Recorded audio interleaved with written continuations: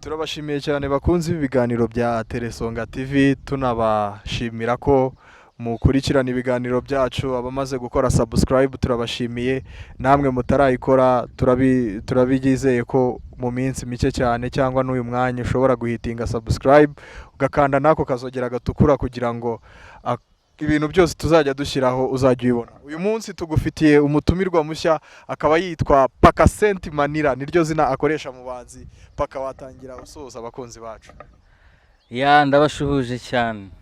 My name is Isaya Africa Paka Senti Manira Hamperere Dora Mpire Noire Moteri D2 aka Bauba Hi man with that pomonig Hama sweet pasta untandukanye na baba pasiteri babashinwa b'iyi minsi.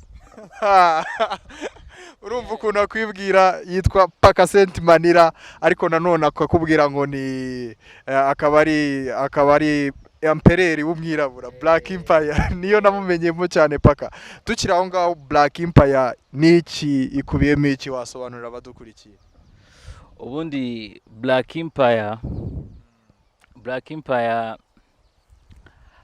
urumva abantu barabizi. Black ni umukara, Empire na Empire nyine.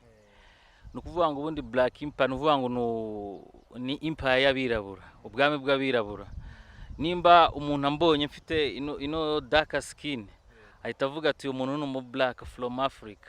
Waba uri USA, waba muri Europe, waba uri muri Aziya, niyo waba utaravukiye hano utanahazi, waravukiye hariya, ariko nyine bahita bavuga ati uyu ni umu black from Africa. Wenda abatazi, hari abantu benshi baba badafite amakuru y'ibintu wenda byo muri Afrika, badafite amakuru, yakubona uri mu black wenda muhuriye muri Aziya kumva ko uri umuntu wa Amerika, ariko nyine bose origine ni hano. Black Empire rero ngewe nkunda Africa, ni nayo mpamvu nitwa Saya Africa, nyakuba Africa. Ngiye Africa yanjye ndayubaha. Iyo mvuga Sa Africa sinjye nshaka kwivuga, nshaka kuvuga Africa yanjye ndayubaha. Abandi bamwe bajya bayifata nk'umurwa uciriritse, ariko nta guciriritse. Ahangaho ubundi niho sinzi ngeyo muyo mabonye mbona ari nkaho mu ijuru. Burya uzareye na zahabu rimwe na rimwe ahantu bayikura n'ahantu habi mu mwanda. Ese Paka, uravuga uti Afrika ni ijuru, mu gihe hari abandi bantu batekereza ko Afrika ari ahantu haciriritse. Wowe ushingira ku iki? Niki gituma utekereza ko Afrika ari ijuru kuri wowe? Ngewe byonyine nk'iyo ndi kumva nk'izo, reba nk'ara hakurya ukuntu inyoni ziri gusoundinga, ukareba ibimera, ukareba abapipo baho uburyo bafite one love, ukabona imiterere ya Afrika. Byonyine uzarebe nta wundi mugabane umuntu ashobora kwambara mu ijosi, ariko uzarebe Afrika ni design yihariye. Kandi buri Afrika bakubwira ko c'est le berceau de l'humanité, ni ubuzima bwatangiriye ni hano muri East Africa. Amprise urumva nimba ari ubuzima bwatangiriye ni hisi yatangiriye. Niyo mpamvu njya nkunda kuvuga ngo ni moteri D2 y'ibintu byose byabayeho. Byatangiriye muri Afrika niho ubuzima bwatangiriye. Urumva rero ko icyo gituma ngiye mpamya ibyo ngibyo. Niyo mpamvu usanga iryo zina nanjye nararihisemo nkarikoresha nk'izina rya Empire yanjye, rya Rebo yanjye. Rebo, urakoze cyane komoza kuri Rebo yawe ya Black Empire. Ese kuri ubu Black Empire nka Rebo ihagaze ite mu muziki? Nukuvuga ngo bwa mbere nari mfite studio record nyine yitwa Black Empire Record, ariko kubera akazi wenda nsigaye nkora muri iyi minsi no kutaboneka mba nyihagaritse gatoya, kubera ko na materiel nari mfite ntago ari materiel zari zifite karite nifuza. Ndavuga ati reka mbe mbiretse mbanze mpige ubushobozi, nimara kubona ubushobozi nongere nsubizeho ya Empire. Niyo muri urwo rwego muri iyi minsi maze nk'umuntu utuje, ariko n'ubundi ntago ntuje, hari ibyo ndi gutekereza muri iyi minsi nshaka gukora. Bakaragira ati nubwo asa n'utuje ariko ari gutekerereza Black Empire. Nanone agarutse avuga ko hari ibyo ahugiyemo muri iyi minsi byatumye cyane Black Empire itari gukora. Paka, ni ibiki uhugiyemo muri iyi minsi? Ubu muri iki gihe mugiye mu bintu bya sinema cyane. sinema ubungubu sinema wenda sinavuga wenda ubungubu nyimazemo nk'imyaka 2 mu buryo buri official, ariko buriya sinema ni ikintu natangiye kera ndi gusoza segonderi. Ibi byose ndi gukora si ibintu byambayeho par accident, ni ibintu na prepare igihe kirekire cyashize, ariko kubera ko nyine sinema ibisaba byinshi ndavuga ati reka mbe nyihoreye mbe nkora ibijyanye n'umuziki. Ubu ngubu sinema nayo nyikora nk'akandi kazi nyine kagomba kuntunga, nkora music, ariko sinema yo na music ni akazi, ariko music hari igihe kabataba akazi kahita kunguka ako kanya ngo kabashe kuguha ibyo ushaka, kabashe kugutunga. Rero sinema yo ni akazi kanjye ka buri munsi, ni akazi nkora mfitiye contrat. Mfitiye contrat ushatse kuvuga ko hari nka house itunganya ibintu bya sinema murimo murakorana? Ni ukuvuga ngo ubundi gukora muri company yitwa Afrifame, muri Afrifame, ariko ubu ngubu nyine muri iyi minsi batwimuriye mu rindi shami rimeze nk'irya Afrifame ryitwa Zacu TV, nayo abantu barayizi. Ni abantu benshi bajya banayibona muri App Store yo badownloadinze, babona iyo app ya Zacu TV, ni ntuza icuruza filime online. Ubu ngubu niho hantu ndi gukora. Ndumva ari ibintu byiza cyane. Tukiri kuri sinema nyarwanda, Bakasenti wigeze kugaragara muri episode ya filime itambuka kuri televiziyo nyarwanda, ariko n'ubundi itunganywa na Afrifame Pictures, ari nayo yitwa Maid. Icyo gihe wagaragaye uri gukinamo, ariko nyuma yaho gatoya amashusho yawe rwose warazimiye, byagenze bite? Ni ukuvuga ngo ubundi sobwo nabivuga gutera, ni all in one. Ndu umututravo umugani wa ba Mico nabakinje musi no barimbye iyo ndirimbo ngo ndu umututravo, ndu umwacteur, nkaba umusani ndaririmba na production nayo ndayizi nuko nakunda kuyikora, ndu umwanditsi, burandi n'umusportif wa danje, buranje nigeze no gukinira equipe nationale ya rugby. Ndi n'umusportif. Ibintu mwaka icyo gihe ukinira ikipe y'igihugu ya rugby? Icyo gihe nigaga muri segonderi, nigaga muri Saint Joseph Kabgayi. Twari dufite ikipe ikomeye cyane ya rugby, imeze nabi, yakubitaga amakipe menshi yo mu Rwanda. Ukiri kuri rugby byarangiriye muri segonderi gusa cyangwa na nyuma y'ishuri wakomeje gukina muri national team ya rugby? Na nyuma ndangije gatoya nayikinnyemo. Icyo gihe nari nyurangiza segonderi n'abandi bajama twiganye, twahise dushinga indi kipe ahantu bita Muhanga, ikina icyiciro cya mbere muri shampiyona, ibi kipe nziza ikagirangiza mu myanya myiza, ariko kugenda mbura umwanya ngira ibindi nabyo n'inzozi zanye nshaka gukabya zindi, ngenda mbura umwanya, ariko nyine rugby ndayizirikana, nkurikirana amakuru yayo, abandi bapeti batoya ngenda mbasupportinga, banifuza no mu gihe kizaza kuba nazagira nka equipe ya rugby yitwa Black Empire Rugby Team. Nabyo ndabitekereza. Black Empire Rugby Team nko mu myaka ingahe? Ni ukuvuga ngo ntago ari imyaka myinshi, wenda nino corona ivuyemo, hari abajama banjye twagiye dukinana muri nationali, basigaye bakora muri federation ya rugby. Ndashaka kuzabegera nkagenda nkababwira igitekerezo mfite, ngatangira nyine mfata abana batoya ngatangira kubatoza, kuko ngewe ngubu mfite n'ubushobozi bwo kuba coach, natoza, mfite ubumenyi kuko nari umuhanga. Ni ukuvuga ngo rero nkazagenda nkavugana nabo, ngatangira gufonda iyo kipe, nkagenda wenda nkababwira bagatangira kuma materiel natangira nkoresha, ngafasha abana nabo, kuko buriya rugby nyine ni umukino utaratera imbere mu Rwanda, ariko ni umukino mwiza ushobora kugira gutyo utari mu Rwanda, cyangwa ntiwamenya uko bigenda n'ejo bundi. Hari igihe ushobora kubona umuntu arakurokirisa kujyanye mu Bwongereza za Australia, hano imikino iteye imbere, ukaba umumiliyoneri nk'abandi, ukaba umuprofesiyoneri. Nuko nyine hano batari abantu bazi football gusa, ariko hari indi mikino nayo ibirenze kandi ishobora guhindura ubuzima bw'abantu. N'ubundi bazabimenya. Hanyuma tugarutse ku muziki, ariko tutarawujyaho, ubu uracyari muri team itunganya Maid? Ni ukuvuga ngo ubundi ntabwo nabigusobanuye neza, reka mbigusobanurire. Ngewe ubundi mba ntago hariya muri company nkoramo ntago akazi kanjye ndi umwakiteri cyane. Ubundi njye ndi umutekinisiye ukora filime, ndi umuntu bita gafa. Gafa bivuga chief executive of right, muri icyo bita light. Urabona muri sinema nyine buriya abantu benshi iyo bareba sinema buriya igira utuntu twinshi, usanga ifite na timu ndende cyane, ariko iyo timu ntago abantu benshi bajya bayimenya kubera tuba twibereye inyuma ya kamera aho ngaho.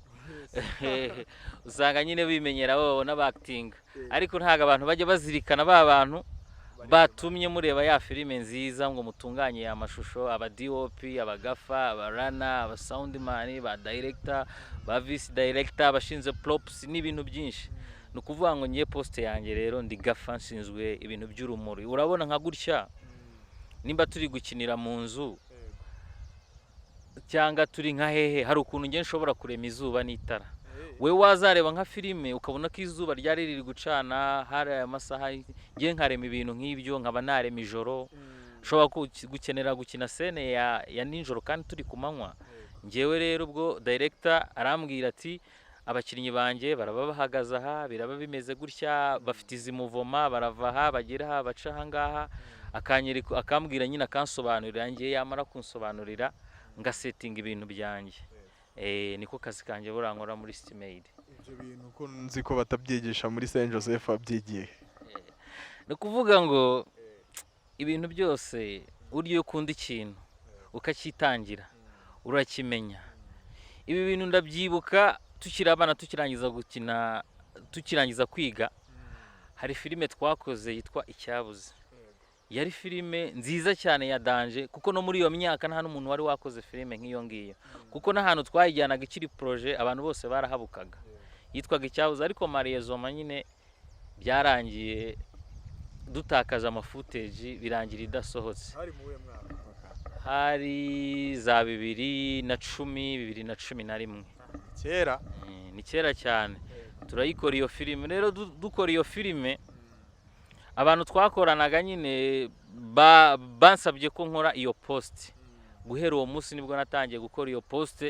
Nta bumenyi bwinshi nari nyifiteho, ariko nagiye ni documenta ngashaka amashusho y'ukuntu ibintu nk'ibyo ngenda mbimenya, birangira mbaye professionnel nyine gutyo. Tugarutse kuri iyo filime yitwa Icyabuze, tubwiye ko itigeze isohoka, ariko ubu mwamufite igitekerezo cyo kwisohora, noneho mwarakuze ibintu muri kubikora professionally, mwabonye ubumenyi, of course n'amafaranga murayafite, muhagaze mute mu buryo bwo gusohora iyo filime?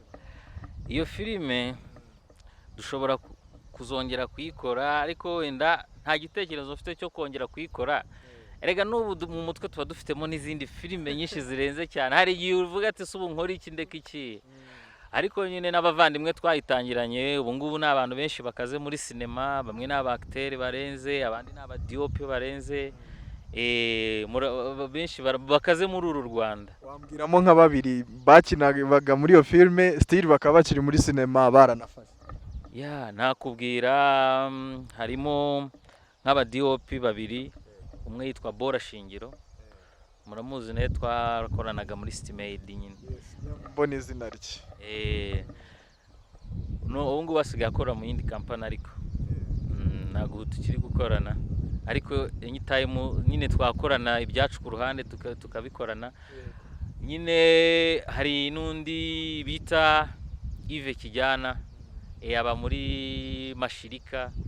Hari n'undi Yves, ni ba Yves, ni abantu benshi bafite ahantu bigejeje muri iyi minsi muri sinema, muri industry ya sinema, kandi nanjye biranshimisha, mba ndi applaud yabo.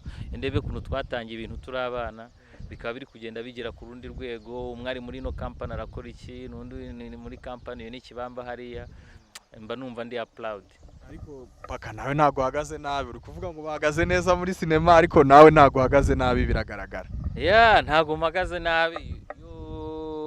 Ubona nk'umuntu uri gukora nka filime nziza kuriya ica kuri televiziyo, abanyarwanda bakayishimira. Nge sinatinya kuvuga ko ari nayo filime ya mbere nziza mu Rwanda. Ifite ama image meza, yanditse neza, ibintu byose ari sawa, abacteurs n'abactrices beza. ni byiza cyane nanjye biranshimije ama ndi applaud. nawe uhagaze neza. Ese ubu ngubu uyu munsi uri gukorera abandi, ese ufite gahunda nawe yo kuba wakikorera ugashinga nka kampani izajya itunganya amafilime ariko wenda yitwa nka Black Empire Recording Studio, sinzi uko nabyita? Ni ukuvuga ngo njyewe mfite imishinga myinshi. Black Empire nzayikoresha ibintu byinshi cyane. Njya ngira inzozi zo kuba nazagira na Black Empire High School, ishuri.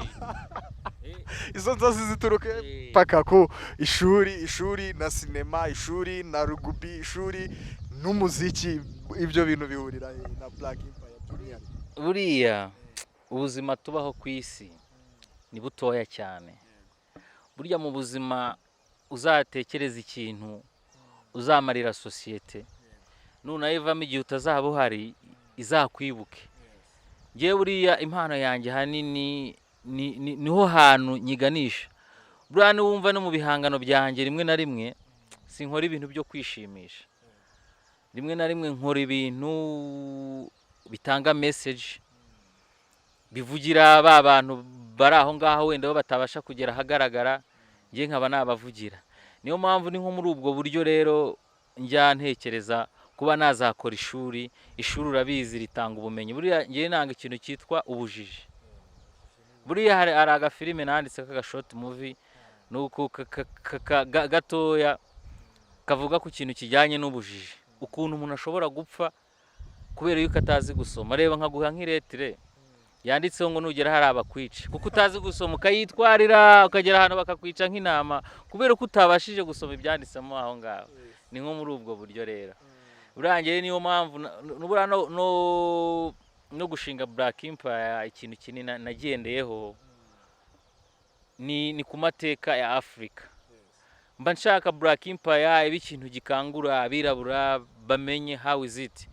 Reka nguhe nk'urugero, uzarebe hari nk'umupipo cyangwa abaturage benshi azi nimba abonye umuzungu egara amafaranga, kandi abazungu bose siko ari abakire. Hari n'igihe uba uri umublack wifitiye amadolari yawe rwose umuzungu nta nicyo yaza kubwira, ariko mu gihe hariya nk'abaturage ashobora kukubona avuga turasi namusaba tereka nisabira umuzungu nibo bagira amafaranga. Urumva ni bya bintu za complex d'inferiorité. Ibyo ngibyo rero nibyo ngiye nshaka kurwanya no guha skills abaturage basobanukirwa ibintu nk'ibyo, bagire patriotism yo gukunda igihugu cyabo Afrika. Niho ubona impano yanjye, niho hantu nibanda cyane. None se paka ko twumva ufite imishinga myinshi, rugby, football n'ibindi, waba ufite abaterankunga? Sha abaterankunga bo ntabo. Umuterankunga wa mbere ni njyewe. Ariko buriya mu buzima ikosa utazagira nyine nuzungu uzaba udafite n'amafaranga mu mufuka, ntuzatekereze nk'umuntu utagira ikintu, ahubwo ujye utekereza nk'umumiliyoneri, kuko gushaka niko gushobora. Kuko nanone burya nguhaye amafaranga nta mapu y'ibintu ufite uzakora ngo uyashoremo ntacyo yakumarira. Ni ukugenda ukayanywera inzoga hari ukishimisha n'ubundi ukabimbwa. Ariko nimba amafaranga mbashije kuyabona, mfite ukuntu mpanga imishinga yanjye, mfite n'uburyo nahita nyishoramo. Ngewe nshobora no kutazanabikora, umwana wanjye wenda wakazabikora, kuko ni ikintu kirekire. Niyo ataba n'umwana wanjye, hari abandi ba black babirabura cyangwa abanyafrika cyangwa abanyarwanda batekereza nk'uko ntekereza, bashobora kuzankorera mu ngata ibyo nashatse bakazabikora.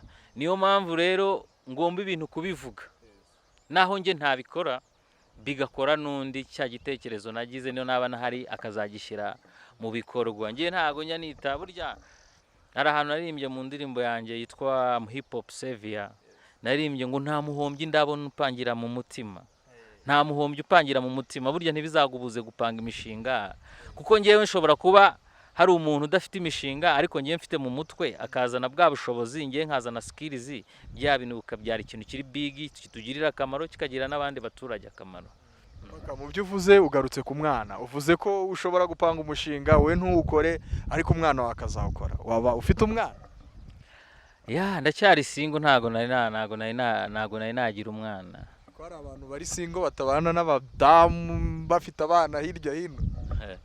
Oya ntago nari namugira, nimugira bazabimenya. Ngo abastari bakundwa n'abakobwa benshi, byaba ari byo? abasitari se ariko njya mbibona sometimes iyo turi nko kuri tere turi gukora ukabona nyine umuntu abonye umuntu we afana ukabona biramushimishije ukabona biramutangaje ukabona emosiyo ziramwishe ukavuga se ni ibi byonyine mbona nyine si n'abasitari si no kuvuga ngo ni abakobwa gusa n'abandi bantu bose yaba ari abamama yaba ari abagabo yaba ari abana usanga iyo umuntu bafite ikintu bamuziho bakunda kumubona abantu baramwishimira bakamukunda. Hari nk'umukobwa wigeze agusanga arakuganiriza kubera ko wabaye umusitari? Yewe bundi buriya ibintu by'ubusitari ntabwo njya mbiha agaciro ndi umurasta kuruta uko ndi umusitari. Umurasta kuruta uko uri umusitari? Ko nta ndirimbo yaregukira. Ndazifite. Zitwa ngo iki? Urumva nabaho nagira indirimbo yare. Hari indirimbo nabonye mwakoranye na Rasberite. Ese niyo ngiyo? Oya Rasberite twakoranye indirimbo yitwa Mwarimu. Nayibonye yitwa Mwarimu. Uriya mwarimu niyo yigisha aba engineer bubaka ibi bikorwa byiza hano. Mwarimu niyo wigisha abayobozi, niyo wigisha abakanishi, niyo wigisha abantu bose bakora ibintu. Urumva ko mwarimu ari umuntu urenze. Niyo mpamvu rero natwe twakoze iyo ndirimbo yitwa Mwarimu. Nanjye nk'ibyo nkora ni byinshi nuko nabashije no kugera mu ishuri nkabasha guhumukaho. Buriya nizi ibintu bijyanye n'amateka. Ibyo bintu bijyanye n'amateka rimwe na rimwe nibyo bingira uwundi we no gutekereza uwundi we muri iyi minsi.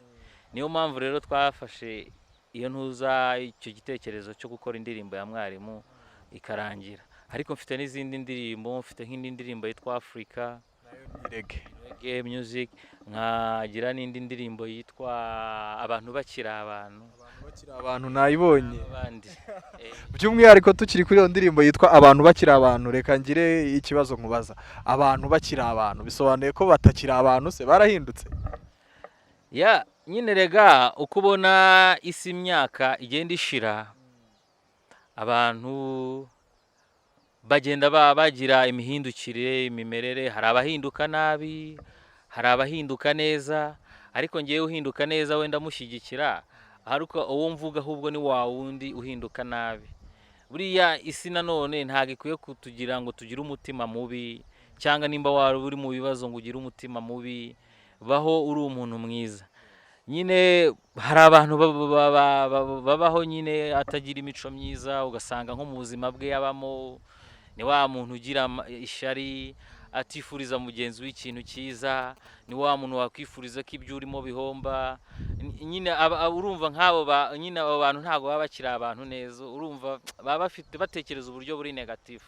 Kuko burangiye we sinshobora kugira ishyari, kuko buri ikintu nizera. Urabona nk'ubu akavura kaguye, hari igihe nshobora kuzamuka hariya wenda ntafitemo nayo gutega, ariko nkabona nk'umujama wanjye tuziranye yaguze akamodoka, imvura iri kugwa, akahita ambwira ati musaza bimeze gute, tujyamo nkugeze mu mujyi. Urumva iyo aba ari inyungu. Ngiye rero n'ubwo buryo ntekerezamo ibintu iyo mugenzi wanjye ateye imbere, nanjye mba nteye imbere muri ubwo buryo. Hashize imyaka narebye mbona ishobora kuba ari irenga imyaka 7 uri muri muzike. 7 se yonyine ahubwo. 7 ngiye nishize nkumenye, ubwo ahari nakumenye nyine waramekinze hit. Shangiye ubundi ndabyibuka natangiye nakunze music kera, ariko ntangira kujya nandika utuntu dukeya ngeze nko muri segonderi, nko mu wa kabiri. Ndabyibuka icyo gihe twigaga muri Saint Joseph na ba Negji de General. Nibwo natangiye kujya nandika indirimbo nkazibika, ntaranabona nuko muri studio hasa, nkajya nimagina atari kuba muri studio haba bimeze gute, haba hasa gute, indirimbo bayikora gute. Ngakora nk'akantu nkakarimbira nk'abana twigana, akavuga ati dore uyu nguyu yarasaze, undi avuga ati ati ibi bintu mwana ati bishobora kuvamo akantu, ati ndumva ari sawa cyane.